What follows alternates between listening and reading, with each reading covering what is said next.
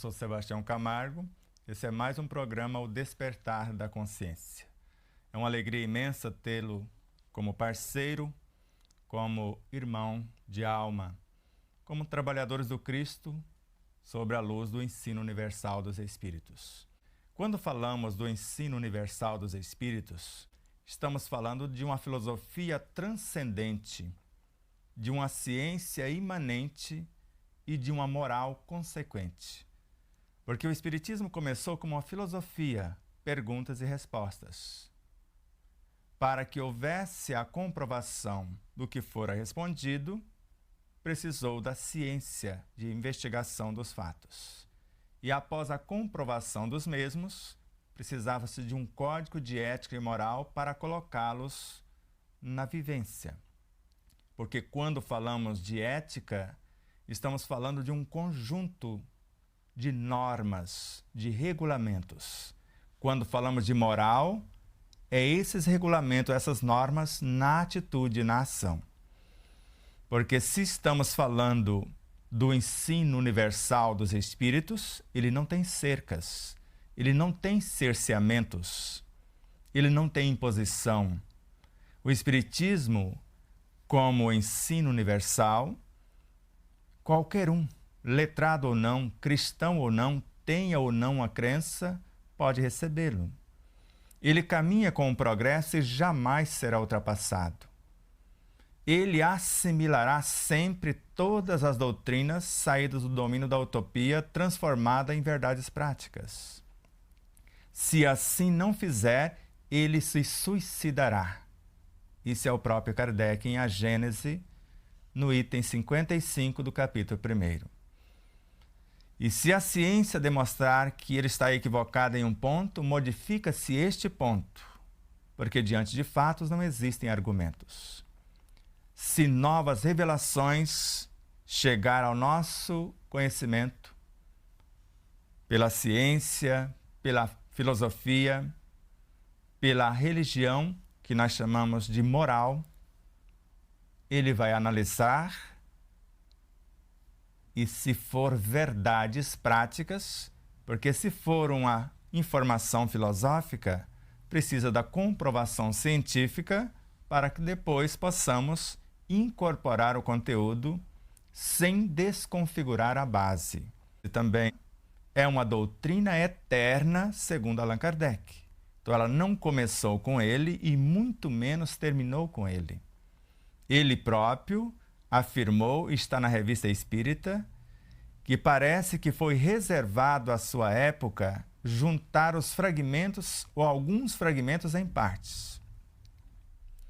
Porque a doutrina não existe por completa em parte alguma, segundo Allan Kardec. E fragmentos esses, segundo Francisco Thyssen e Zeus Van Duil, na mais bela bibliografia de Kardec e seus contemporâneos, que jamais serão concluídos. Porque se o ensino é cósmico, nós estamos falando de alguns fragmentos para serem compreendidos e vivenciados para o planeta Terra. E em Júpiter, como será o Espiritismo por lá, já que se trata de uma lei da natureza, segundo o próprio Kardec, ou segundo os Espíritos, porque ele mesmo assumiu a condição de organizador da doutrina dos Espíritos, conforme eu já falei. Nunca o de codificador, isso ficou por nossa conta. A codificação é o livro dos Espíritos. As demais obras começam a decodificá-lo. E será que ele fez todas as perguntas? Quantas perguntas houvera desde Gabriel Delany, Leon Denis, Ernest Bozano, Alexandre Akizakov, Gustave Gelei, Ebbe Sajan e tantos outros luminares e contemporâneos de Kardec, até os dias atuais com Joana de Ângeles, com Emmanuel, André Luiz e tantos outros luminares. Então, se Jesus prometeu-nos um outro Consolador que explicaria, esclareceria o que não ficou compreendido em seus ensinos, que relembraria o que havia dito e ficou no esquecimento? Que completaria o que não pôde dizer? Será que ele parou de enviar informações? A cada segundo chegam novas informações. Para aqueles que têm olhos de ver e ouvidos de ouvir, para aqueles que não cerceiam a informação, que são livres pensadores, como nos informou o apóstolo do Espiritismo, Leon Denis, a doutrina é para livres pensadores ou para mentes livres. Não é dogmática. Ela propõe, e o que propõe é baseado em fatos de experiências morais. Hoje, vamos ficar mais nas perguntas e respostas, de modo que, se eu tenho algumas interrogações em minha mente, o que é o Espírito? Qual a sua verdadeira origem? Qual a sua real natureza? Qual a sua destinação? Porque o Espiritismo trata da origem, da natureza e da destinação do Espírito. Começamos a falar de consciência, de espírito, de alma, de personalidade e subdivisões no programa passado e vamos continuar. Porque foi Allan Kardec, e mesmo muito antes dele, isso é milenar, a troca de espíritos em corpos de adultos, por exemplo. A troca de personalidades no mesmo espírito, mesmo adulto. Então, a troca de espírito da concepção ao nascimento. Isso é fato. Espíritos luminares como Joana de Ângeles e outros narram essas verdades. Não tem como adiar, porque o Espiritismo não tem rodeios. Ele vai direto ao ponto. Ele veio para tirar os véus.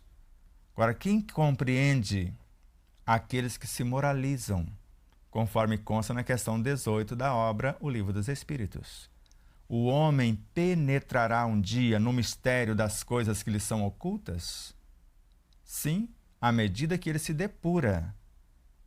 Mas para compreender algumas situações, isso há mais de 160 anos fora dito, ele precisa de dons, de aptidões que ainda não possui, que hoje nós conhecemos. A intuição. E logo após Kardec anotar isso, ele próprio usou a intuição no mais alto grau, escrevendo obras como a Gênese, fruto da sua intuição em mais ou menos 90% das informações. Leon Denis chegou ao ponto de usá-la, de fazer um link com a sua consciência e escrever obras como O Problema do Ser, do Destino e da Dor em 2 horas sentado embaixo de uma árvore, por exemplo, em contato com a natureza. E assim como seus contemporâneos. Então sejamos nós continuadores de onde Kardec parou, não de onde ele começou no mundo fenomênico. Porque a era do fenômeno, segundo o nobre professor, encerrou em 1859, nos artigos de março e maio. A era da curiosidade já passou. O da filosofia já chegou, para que estudemos as forças e as leis para uma compreensão mais vasta e veraz do Espiritismo. E o da moral já está chegando. E como eu disse, em 1862, ele foi a campo e encontrou grupos, como está nesta obra citada, e lembrado por Ivone do Amaral Pereira na obra Ivone, a Médio Iluminada, que foi motivo de grande satisfação para Allan Kardec encontrar grupos que não tinham mais a mediunidade ostensiva, a comunicação direta com os espíritos. O que interessava aqueles grupos era a vivência da doutrina dos espíritos, que comentava os ensinos de Jesus para colocar esses ensinos ao alcance de todos. O que interessava a esses grupos era a caridade como processo de autoiluminação, como Kardec coloca nesta obra que eu citei. Caridade é a sublimação da personalidade. O contrário ocorreu quando ele encontra um segundo grupo, onde uma média estava psicografando uma mensagem de um espírito com a mão direita, outra mensagem de outro espírito com a mão esquerda, uma terceira mensagem de outro espírito pela psicofonia. O que é contrário a uma grande satisfação, para mim é um grande desgosto. Um terceiro grupo também fora encontrado, no qual, ou nos quais, porque não fora só um, os participantes estavam degladiando, brigando entre si, e queria que Kardec fosse o juiz. E após um silêncio profundo, ele afirmou: eu estarei sempre ao lado daqueles que mais se amarem e tiverem a caridade como norma de conduta. Foi onde ele grifou mais uma vez: a caridade é a sublimação da personalidade. Beneficência é aliviar a dor do outro, quer seja a fome, quer seja a nudez, quer seja a sede, quer seja a enfermidade. Caridade é libertar o outro da dependência.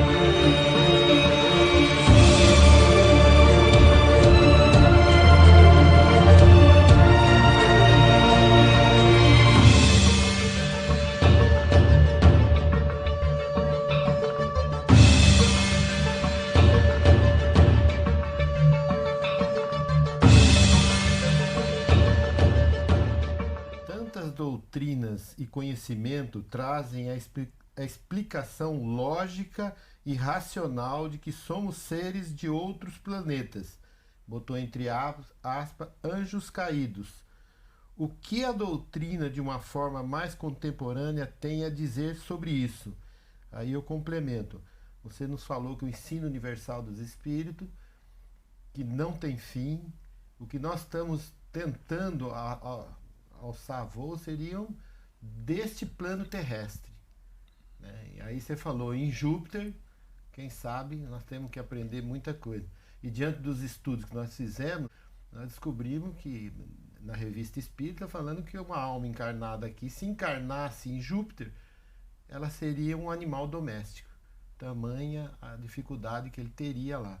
Então vamos juntar as duas perguntas aí. Quando falamos de anjos caídos, podemos mencionar a queda moral, mas não a queda compreendida como alguns afirmam, e são pouquíssimos. Essa eu desconheço na criação. Deus criar espíritos iluminados da sua essência pura e eles se revoltarem contra o Criador, essa eu desconheço no ensino universal dos espíritos. Mas a queda moral, como dos capelinos, porque o planeta estava subindo um degrau no processo evolutivo e quem não acompanhou moralmente fora transportado para orbes segundo o seu estágio evolutivo. Essa sempre houve e sempre haverá. Pode acontecer com qualquer um de nós que não acompanharmos, principalmente neste momento, que Jesus está convidando-nos a avançar. E ele foi muito claro quando afirmou: quem comigo não se ajunta, espalha. Ou entram ou saem da porta. E ele é a porta das ovelhas. Então, falar de Jesus sem confirmar a fala na atitude, conforme Emmanuel, porque quando 1% do cristianismo de nossos lábios conseguir transformar em nossos atos de cada dia, conforme consta na obra Servidores no Além, a humanidade inteira será libertada de todo o mal, plenamente, segundo o autor. Então, quedas morais sempre existiram, sempre existirão. Até porque o nosso professor é Jesus, o Cristo. Jesus, o que veio até nós, e o Cristo, que é a sua consciência máter. Mas houve outros, à semelhança de Jesus, que vieram desse Cristo? Muitos. Zoroastro, Hermes Trismegistus, Buda, Krishna e vários outros luminares, até Chico Xavier. E quantos outros, como Divaldo Pereira Franco, são luminares, são frações dessa consciência crística que se fizeram um com ele. Mas estou falando do Cristo, governador supremo do planeta Terra.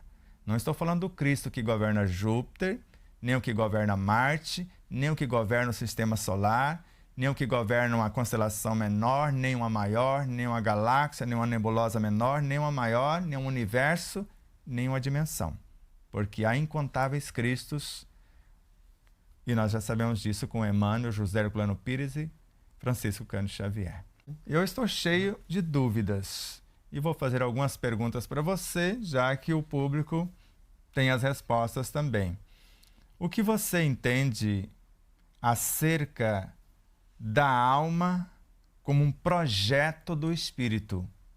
Ou seja, ela não nasce pronta, assim como Deus não nos criou pronto. Porque esta ideia, essa tese é de Ernesto Bozano, como cientista anticético, não acreditava nem em espíritos e muito menos na doutrina. E depois, tanto ele como o Leon Denis e vários outros autores, a começar por Allan Kardec, e antes deles outros luminares no Oriente, já falavam disso há milênios. Que a cada encarnação, conforme Ernesto Bozano, o espírito, a individualidade, vai fabricar uma alma. Então, se você fosse a alma que nascesse pronta, você não saberia o que fazer com esse corpo, por exemplo? O que você acha? Com certeza eu saberia.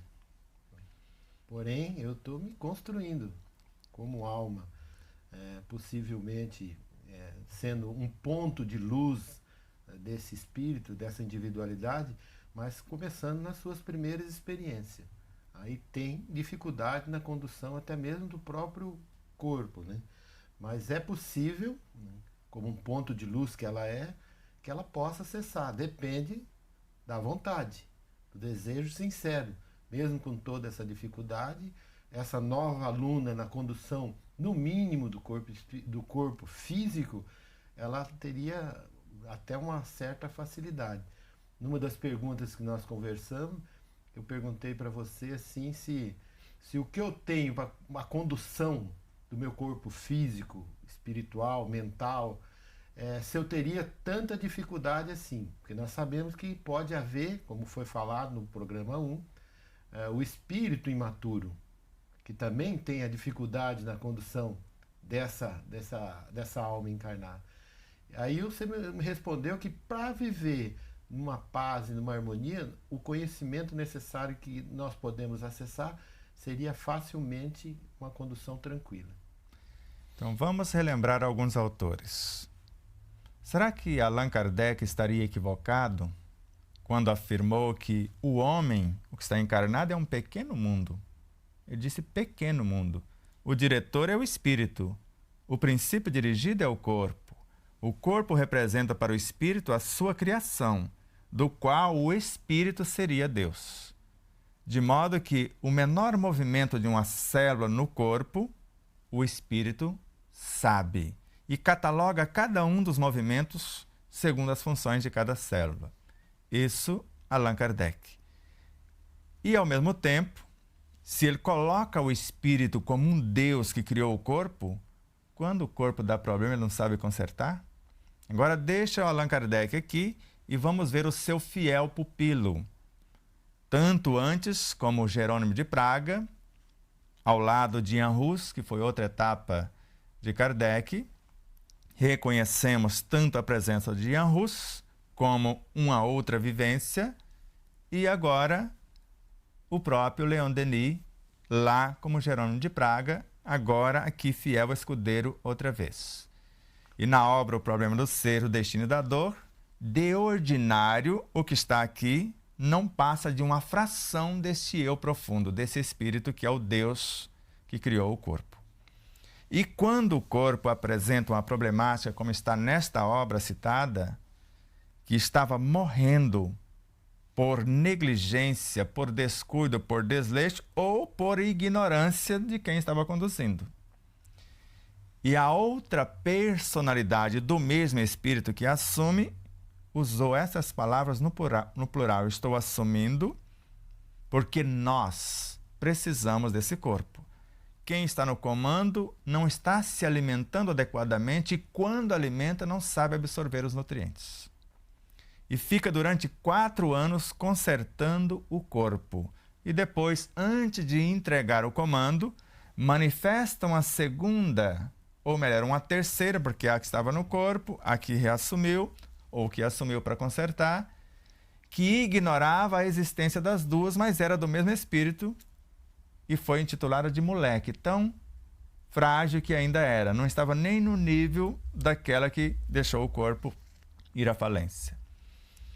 E a gente percebe que ainda uma outra personalidade estranha àquelas se expressou e uma que conhecia todas as demais e assim por diante. Nós poderíamos falar de diversos autores, como Joana de Ângeles.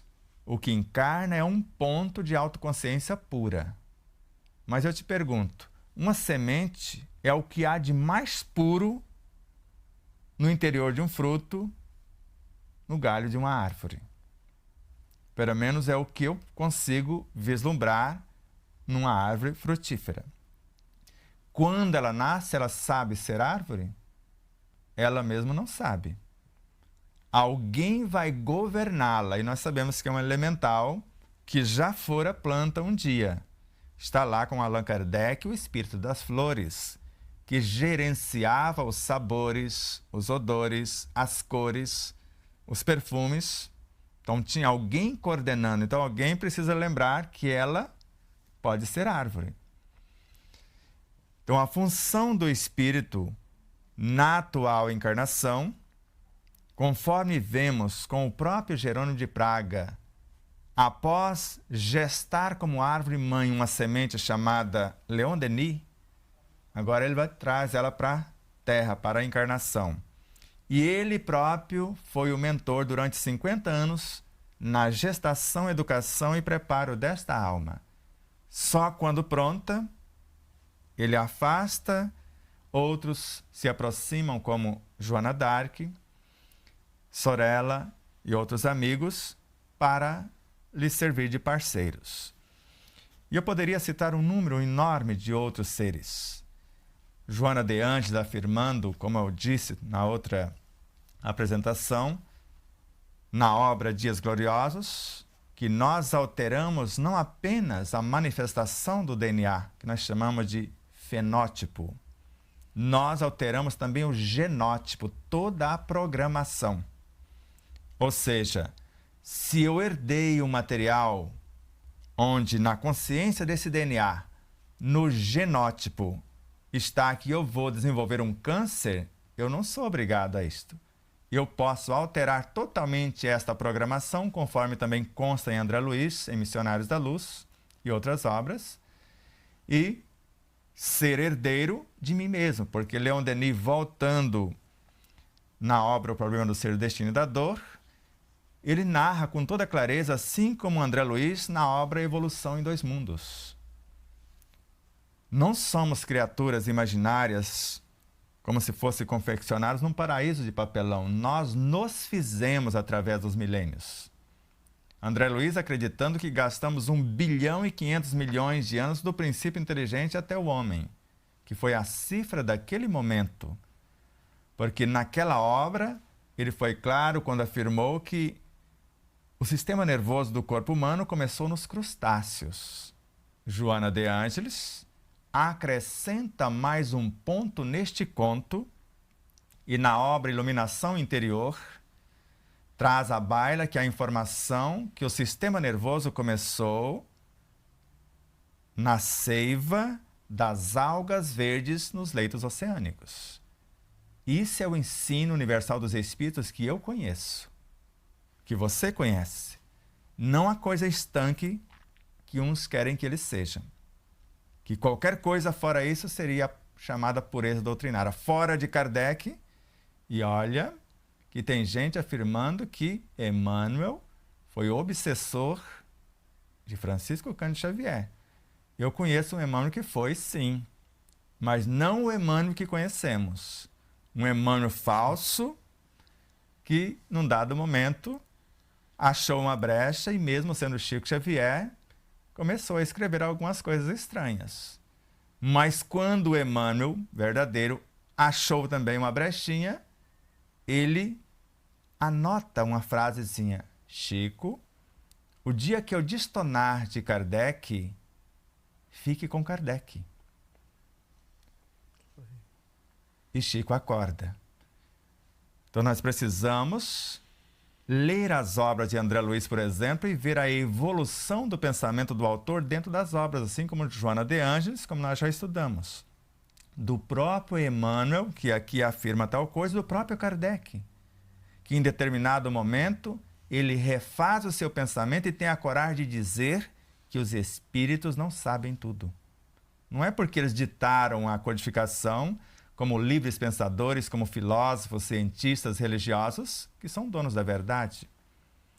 Joana de Ângeles, como eu disse, na obra O Evangelho segundo o Espiritismo, informa-nos ou informou-nos que dor era bênção. Deus a enviava somente aos seus eleitos. Mas mais tarde, a própria autora, ainda na mesma obra, altera totalmente o seu pensamento. Homens cegos e surdos, por que interpreteis tão grosseiramente os ensinos de Jesus? Não é Deus que retira do que tem pouco, é o espírito negligente e descuidado que não cultiva o patrimônio que seu pai lhe confiou, então ele perde por negligência. E nesta mesma lição, Deus encoraja todos os esforços que tendem para o bem, multiplicando 100 ou 1000 vezes a mais se eu quiser sair da dor, por exemplo. E nas obras sequentes da autora, quando ela encarna no Brasil, e a partir daí, após anos, começa a trabalhar com Divaldo Pereira Franco, porque estivera com Jesus como Joana de Cusa, mais tarde com Francisco de Assis como Clara de Assis. Um pouco mais como Juana Inés de la Cruz, no México. Foi Prêmio Nobel de Literatura, a maior poetisa das Américas, foi médica. E depois como Joana Angélica de Jesus, para a nossa felicidade. E agora, lembrando que era o mesmo espírito amigo, dizendo como na obra Autodescobrimento, uma busca interior, que as doenças têm a sua origem no uso inadequado das energias desde a nascente, desde o princípio inteligente do universo, que Ramatiz também afirma na obra Fisiologia da Alma, fato semelhante. E na mesma obra, ela já começa a dizer que temos escolhas. E na obra Desperte e Seja Feliz, há uma nova compreensão do amor, não há mais necessidade da dor. Que não era novidade nenhuma, porque Leon Denis já tinha derrubado por decreto a dor na obra O Problema do Ser, do Destino e da Dor. A dor tem as suas causas, suas raízes no egoísmo, no orgulho. Cessando a causa, desaparece o efeito. E coloca na mesma obra, com a vontade, nós podemos vencer todas as dificuldades, inclusive a morte. E a vontade, ele fala que é a essência da própria alma, da própria personalidade encarnada, e como vontade no espírito, a onipotência do espírito sobre as potências da mente, do perispírito e do corpo. E Joana de Ângeles vem afirmar mais tarde, em Dimensões da Verdade, que a fé é uma flama divina que aquece o espírito e dá-lhe força para superar tudo. Dores, desares, tristezas, doenças, tudo, inclusive a morte. Você acabou de citar, citou vários luminares e, por fim, Ramatiz. Ele fala por quê, que ele é pouco estudado e que ele vê que você cita em todas as suas palestras a respeito dele e queria que você explicasse um pouquinho essa consciência, Ramatiz. Esse irmão querido, nós estamos caminhando com ele desde Atlântida, Egito, Grécia, Indochina, Índia, até os dias atuais. Poderia dizer, com muita honra e humildade, assim como Francisco Cândido Xavier, em relação a Francisco de Assis, afirmou: eu sou um cisco, do Cisco ou do Chico de Assis. Eu sou um cisco em relação a essa realidade, quão grande é esse luminar. Nós estudamos Ramatiz por quê? Porque somos adeptos do ensino universal dos espíritos e não dos espíritas. E ele, como um luminar, que escrever a obra como Sob a Luz do Espiritismo e várias outras engrandecendo a doutrina dos espíritos, vemos que ele está um pouco à frente do nosso tempo, assim como Miramês. Por isso são rejeitados. As verdades ou os véus que eles levantam em relação a outros luminares, contribuindo com os demais, porque cada um se encarrega de trazer uma parte desta verdade, conforme o próprio Miramês, e o estudante que busca essa verdade deve estudar, e Kardec recomendou-nos isso na obra O Livro dos Médiuns, que na busca dessa verdade, não estudar só os prós, os contras também, não ficar limitado só a um único sistema, nem a um único autor, estudar de tudo, como nos aconselhara Paulo de Tarso. Então, o espírita é um livre pensador e todo espírita é por si mesmo espiritualista. Nem todo espiritualista pode se afirmar espírita quando enxerga que o espírita de mente fechada, ele não vai querer isso para ele. Porque o espiritismo é o espiritualismo moderno, como colocamos a partir da 7ª e da 8ª edição da obra O Despertar da Consciência, do Atma, o Anjo. Fizemos questão de colocar como nota de rodapé com Leon Denis que o espiritismo é o espiritualismo moderno. Se um dia nos cercearmos e não nos der a liberdade de afirmar que somos espíritos, adeptos à doutrina dos espíritos, jamais daqui para frente vou me afirmar espírita. E se alguém me cercear o direito de falar que eu sou espírito, adepto da doutrina dos espíritos, eu vou começar a afirmar: eu sou adepto da doutrina dos espíritos, como o espiritualismo moderno. Você disse que numa reunião de estudos assistem-se entre si. Então, qual é o futuro das reuniões mediúnicas, passes e grupos de estudos? Uma boa pergunta. Boa não, magnífica pergunta. E precisa coragem para fazer uma pergunta dessa, como o nosso irmão que fez sobre o Ramatiz. Vamos recuar no tempo, já que nós sabemos que nós podemos viajar no tempo. Você conhece um moço chamado Hippolyte Léon Denisard Rivaio e os seus contemporâneos? Eles começaram com as ditas reuniões espíritas para conversar diretamente com os espíritos. E depois começou a valorizar reuniões que não tinham mais a comunicação direta com os espíritos. E preferiu que cada um buscasse a comunicação com o seu espírito, como está na própria obra de Kardec.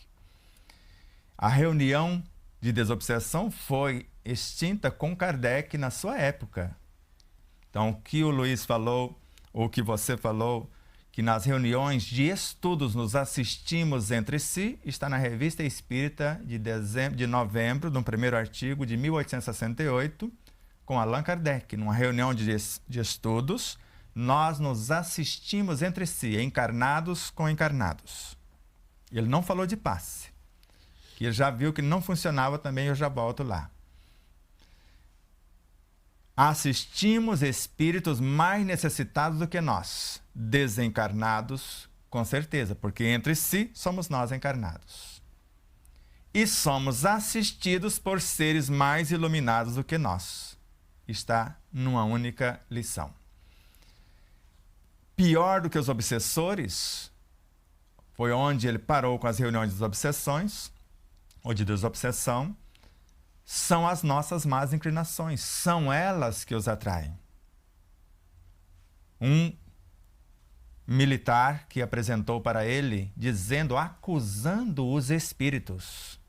E Kardec chegou à conclusão, falou, pior do que eles são as nossas más inclinações, são elas que os atraem. Antes de quem quer que seja intencionar domar um espírito mau, precisa cuidar de domar-se. Isso é Allan Kardec também, tanto na Revista Espírita de dezembro de 1862, quanto janeiro de 1863, quanto em obras póstumas. Quanto ao passe, na Revista Espírita de dezembro de 1862, alguém obsediado, possesso, e rapidinho alguém quer impor as mãos. Impôs. E a pessoa obsediada disse ao passista, vamos chamá-lo assim, a quem impôs as mãos, a mim você prejudicou, ao obsessor você fortaleceu. E Kardec naquele momento decreta, foi um decreto, para impor as mãos sobre alguém precisamos ter o conhecimento de causa e valores morais. Conhecimento de causa para saber o que está fazendo e valores morais, virtudes excelsas para qualificar os fluidos que vamos usar para pacificar a situação. Então, as reuniões mediúnicas, ou mediunismo que aí está, não tem nada a ver com o espiritismo de Allan Kardec. Não foi isso que encontramos em suas obras. E se você quer saber se tem futuro, está com seus dias contados. Assim como nosso pai espiritual, nesta vida, perguntou para o nosso outro pai espiritual que nos colocou em 2 emissoras de uma dada fundação que nós não temos mais a liberdade de citar o nome para não comprometer. Então, Adão Nonato perguntou para Jeter e Jacomino, os 2 luminares, nossos paizinhos, tenho liberdade de falar. Jeter, melhor dizendo, perguntou para Adão Nonato, qual o futuro do espiritismo? E ele afirmou com coragem, convicção e lucidez, esse que está aí, está com seus dias contados. Essa coisa que cerceia, que limita, isso não tem nada a ver com o espiritismo. Esse também cessará, assim como as reuniões mediúnicas, as reuniões ditas de cura ou passes, e também outras tantas. Ficará os estudos. A era da filosofia chegou. Em 1859, nos artigos de março e junho, volto a repetir, para estudarmos acerca das leis e das forças. A da moral estava chegando e já chegou para a nossa transformação, porque o Espiritismo veio para iluminar consciências pelo saber, para que elas se libertem pelo reto viver. Ok, foi bem explicado aí, né?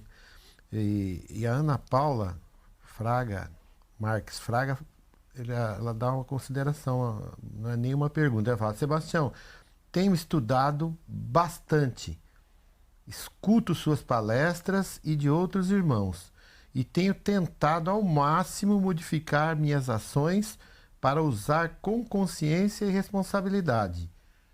Aí ela quer uma explanação sobre essa... Está no caminho, né? Ela tem que insistir, né? Mas esse é o caminho. Então eu vou te dar um conselho, se é que conselho se dá. Eu prefiro vender os conselhos, porque eles falam que conselho não se dá. Mas é brincadeira, querida. Qual o nome dela? Ana Paula Marques Fraga. Ana Paula Marques. Você veio do planeta Marques também? Porque o Alexandre que perguntou também é Marques. E nós temos um monte de Marques por aí. E eles são ousados. Então estude conforme Kardec nos ensina. Nós tentamos fazer isso no livro Despertar da Consciência. Estude as ideias. Dê uma sequência, um encadeamento, o desenvolvimento das suas ideias, que aí você vai estudar menos e compreender mais. Nós chamamos isso de estudar pouca coisa, ou melhor, muita coisa de pouca coisa. Você pega algo que você quer compreender. Pode consultar várias obras, mas veja o que tem lá no índice das obras que relaciona-se com o que você está estudando. Se for o pensamento, se for a vontade, se for a mente, se for o perispírito, se for o corpo. Se for você mesmo, você quer compreender o que você é. Então veja as obras que vão trazer um respaldo para que você possa avançar mais rápido. Não por acaso estudamos mais de 1.700 livros para compor um roteiro para facilitar esta trajetória, para que a criatura que desejasse conhecer-se e aprender a conduzir, a caminhar com as próprias luzes, não ficar na dependência nem de espíritos encarnados, nem de desencarnados, nem de seres cósmicos, porque, segundo Bezerra de Menezes, não serão os seres cósmicos, nem os espíritos desencarnados e nem os encarnados que irão curar-nos. Podem nos aliviar, podem nos esclarecer, mas cabe a nós.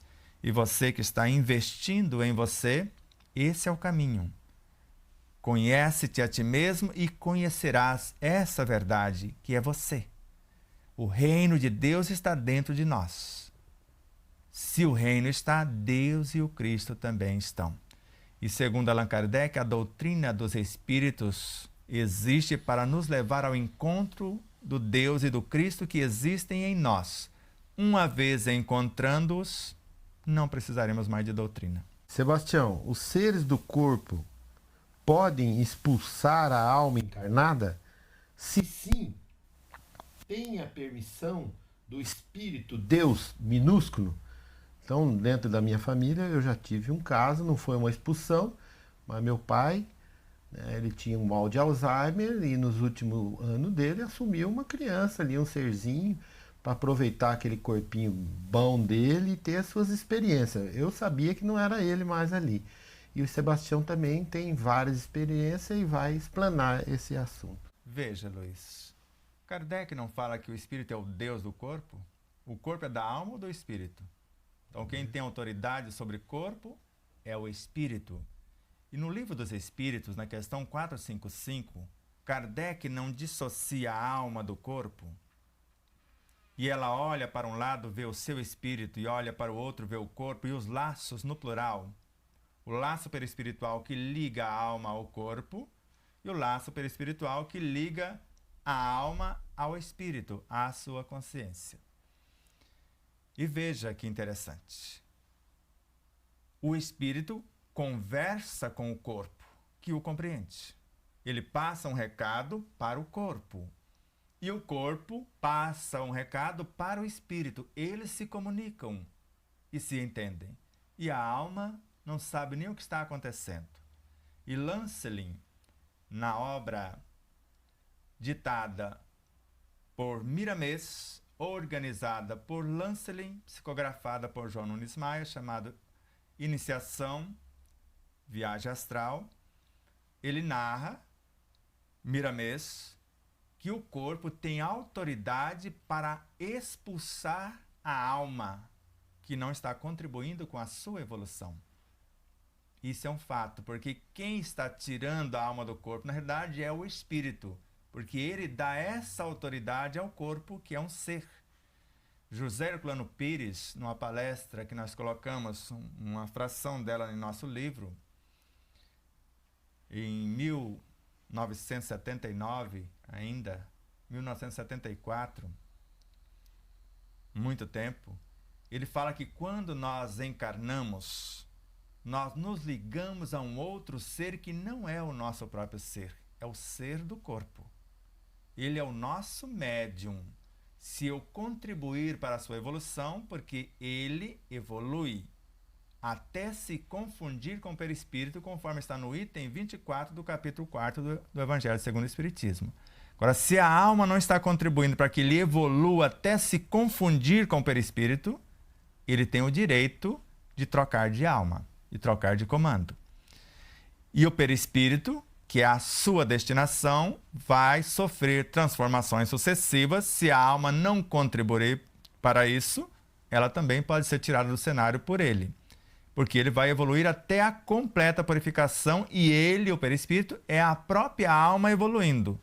Se a alma acompanhasse a evolução do corpo e do perispírito, ela já estaria num caminho fantástico. Assim como nós, se acompanharmos a evolução do planeta, começando a observar pela natureza, nós já não erraremos o caminho. Mas se não acompanharmos pelo menos a evolução dessa parte densa, física do planeta, a gente vai ser tirado fora do barco. Percebi que depois disso, que foi a explanação anterior, vêm muitos pensamentos negativos em minha mente.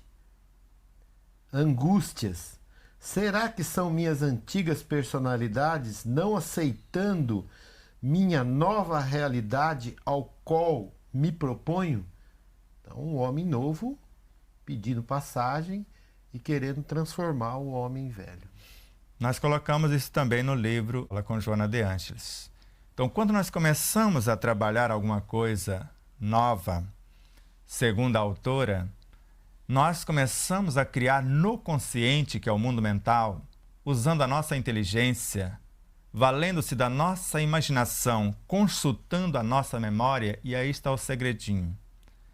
A memória na mente cria, ou melhor, ela é um link para o subconsciente, para o inconsciente e para o superconsciente. Se você visa o nobre, você está linkando com o superconsciente. Só que veja o segredinho. Para você chegar no superconsciente, você precisa passar obrigatoriamente pelo inconsciente, onde estão essas perturbações. Elas ficam sabendo das suas intenções. E na maioria das vezes não quer boicotar o seu projeto. Elas querem se iluminar com a sua proposta.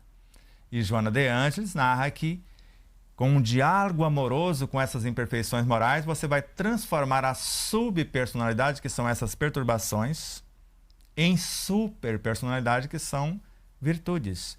Vai transformar vícios em virtudes, ou perturbações em algo harmonioso. Então não se perturbe. Todas as vezes que começar a pensar em algo nobre e aparecer um pensamento em desalinho, segundo a autora, a tarefa não é tão difícil. Basta a cada pensamento perturbador você contrapor o pensamento enobrecedor. Jesus e vida é a obra. Então, a cada pensamento perturbador, você contraponha um de valores harmoniosos, enobrecedor.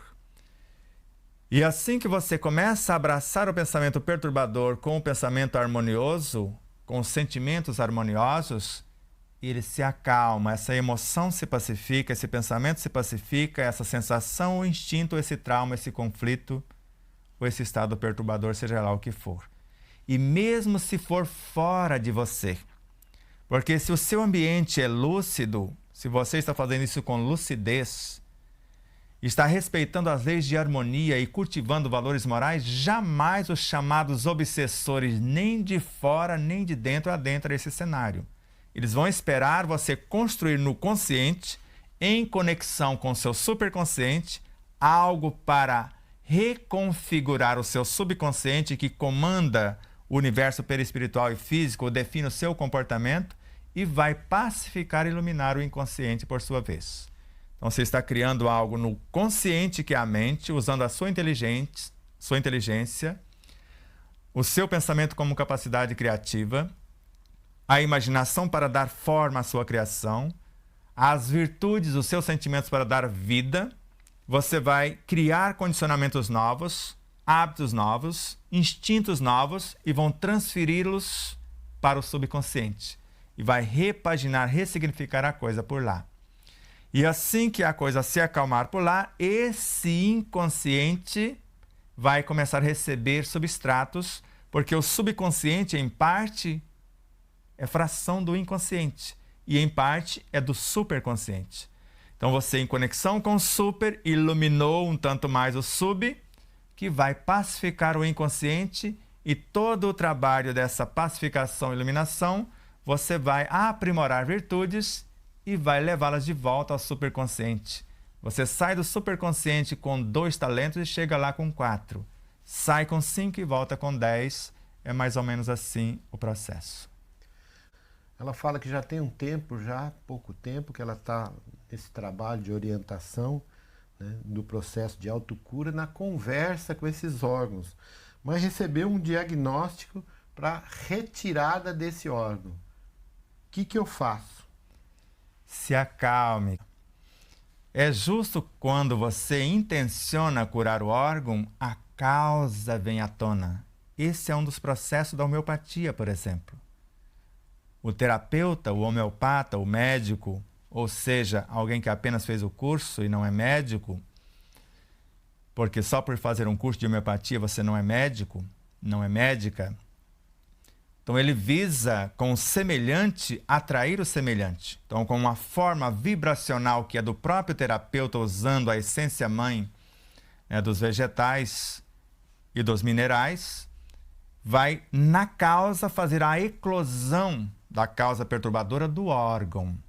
Então veja agora, converse terna e amorosamente com as imperfeições morais que é a causa. E depois, com o órgão com perturbação enfermiça.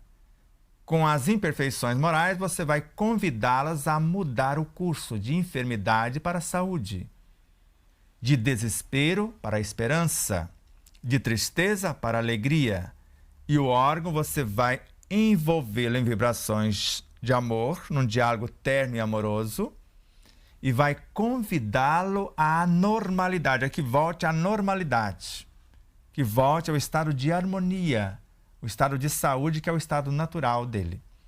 Se em alguns dias o energismo do corpo se renova e em certas situações basta a mentalização para criar um órgão novo, você pode adiar um pouquinho a cirurgia se a coisa não for tão grave, respeitando a medicina, se der para adiar e mergulhar não só no órgão. Mais uma vez, Joana de Ângeles, mergulhe nos tecidos, nesse intrincado meandro de conjuntos celulares e envolva essas células em vibrações amorosas. Reprograme o seu DNA. Mergulhe ainda mais nas forças moleculares atômicas, nas forças que coordenam a coesão e sustentação da vida no corpo biológico e no perispírito, que são os elementais. E fale com eles com humildade, com sinceridade, com docilidades, que eles vão te atender. São eles que montam o mundo subatômico, que constrói o mundo atômico, molecular, celular, o mundo dos tecidos, dos órgãos, dos sistemas, dos corpos. Tente mais um pouquinho, mas não desrespeite a medicina. Se você perceber que não consegue, não se perturbe, não se mutile, não se culpe. A medicina também é de Deus.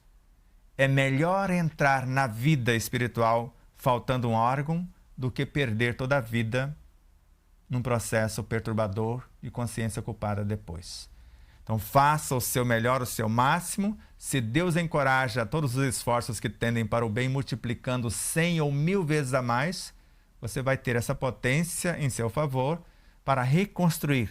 Mas não faça somente a programação de dentro para fora. Depois o cuidado com o que lê, com o que ouve, com o que vê, com o que come. Cuide do que entra também para te ajudar na reconstrução. Alimentos vitalizantes, bem fresquinhos, as energias condizentes com a realidade que você quer reconstruir. Então, de dentro para fora, de fora para dentro também. Assim que ele passou muito tempo doente, que conseguiu, através desse processo da transformação desses seres, né, e do vício, respeitando e me respeitando nesse processo, hoje eu posso ajudar o meu filho que passa por esses vícios? Pode sim. Joana de Ângeles, nós colocamos aqui na página 348 do livro Despertar da Consciência. A autora narra que você pode usar em seu favor as ideias enobrecedoras, os planos de futuras ações benéficas que são portadores de energias equilibrantes para reorganizar os seus complexos campos celulares, onde está a dependência, para harmonizá-los e para aumentar a produtividade. A autora diz também que você pode usá-los em favor de outros seres. E pode ser o seu filho, e ajudando o seu filho vai ajudar todos os filhos.